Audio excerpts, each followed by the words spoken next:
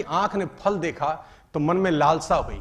अब आंख तो फल देखने तोड़ने जा नहीं सकती, फल देखा आंख ने, गए पैर। अब पैर ने देखा तो पैर तोड़ नहीं सकते, फल तोड़ा हाथ ने। जिसने देखा वो गया नहीं, जो गया उसने तोड़ा नहीं, जिसने तोड़ा उसने खाया नहीं, जिसने खाया उसने रखा नहीं, चला गया पेट में। और थोड़ी देर में जब माली ने देखा तो डंडे लगे पीठ को। पीठ ने बोला हाय मेरा क्या कसूर था। लेकिन जब डंडे लगे पीठ को तो आंसू निकले आंख से, देखा उसी ने था। तो कर्म फल भोगना है यार। तो आत्मा से इस काम को करना अपने जिंदगी में। और मैं आपको एक प्रसंग सुना देता हूं, यहां पर शायद आपके काम आ जाए। मैं 2 ग्रंथों से बड़ा प्रभावित हूं, रामायण और महाभारत, और मैं अक्सर इनकी बातें भी करता रहता हूं ताकि वो पुराना इतिहास जो है उसमें जितना कुछ सीखने को है वो दुनिया में कहीं सीखने को नहीं है। बहुत कुछ सीखने को है राम जी के जीवन में, कृष्ण जी के जीवन में बहुत कुछ सीखने को है। और रामायण एक ऐसा पात्र है और ऐसी ग्रंथ है जिसमें एक एक चीज सीखने को है। मैं कभी कभी कुछ लेडीज से बात करता हूं, हम तो बहुत दुखी हैं जी, पति बेकार मिला है, बच्चे नालायक हैं। मतलब मेरी बात को अदरवाइज मत लेना, 70 to 80% पुरुष भी मिलते हैं रोते, महिलाएं भी रोती मिलती हैं। मैं आपको बताना चाहता हूं, जितनी भी महिलाएं, बहनें, माताएं यहां पर बैठी हैं, सीता जी के पिता थे जनक और बहुत बड़े ज्ञानी कहा जाता है। जिनके घर में शादी हुई ससुर से दशरथ,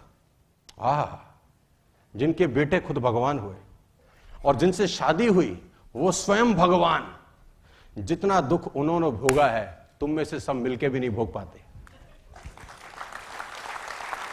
तो रोने का जरूरत नहीं है। हाय हाय हाय हाय, दुख ही दुख है। एक एक पात्र से सीखने को है, राम जी से अलग सीखने को है। भरत कमाल का काम है, मुझे बताने को खुशी होती है कि आत्मा से इस बिजनेस को करना। भरत जी को गद्दी सौंप रहे हैं, है ना। राम जी वनवास चले गए, भरत जी को बोला अब कोई नहीं है, 2 वचन थे, एक भाई ने पूरा कर दिया, दूसरा तुझको पूरा करना है कि तुझे राजगद्दी पे बैठना है। पिता मरते का 2 वचन दे गए हैं। भरत ननिहाल थे, ननिहाल से जब लौटे उनको बताया गया सारा प्रपंच हुआ है। भरत को बहुत गुस्सा आया, वो गद्दी पे नहीं बैठे सो नहीं बैठे। उनको खूब समझाया गया कि तुम्हें गद्दी पे बैठना है, ये पिता की आज्ञा है, पिता की आज्ञा मानना तुम्हारा फर्ज है। बड़े भाई ने भी मानी है तो तुमको भी मान। तो गुरु समझा रहे हैं, तो गुरु ने बोला अगर मैं समझाऊं तो भी नहीं बैठेगा, अगर मैं समझाऊं और मैं आज्ञा दूं तो भी भरत गद्दी पे नहीं बैठोगे।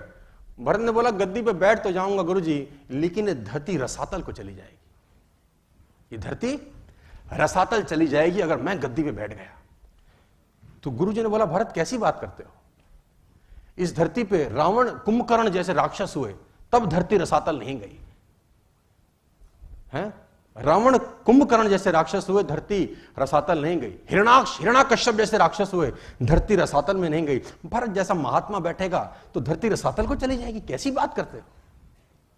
भरत ने बोला महाराज कुंभकर्ण रावण का भार धरती माता सहन कर लेती है क्योंकि उसको पता है कि राक्षस है। हिरण्याकश्यप का भार धरती माता सहन कर लेती है क्योंकि उनको पता है राक्षस है। लेकिन जब रावण, कुंभकर्ण और हिरण्याकश्यप का काम राम का छोटा भाई करने लगे तो धरती माता भरोसा किस पे करेगी, ये तो रसातल को ही चली जाएगी।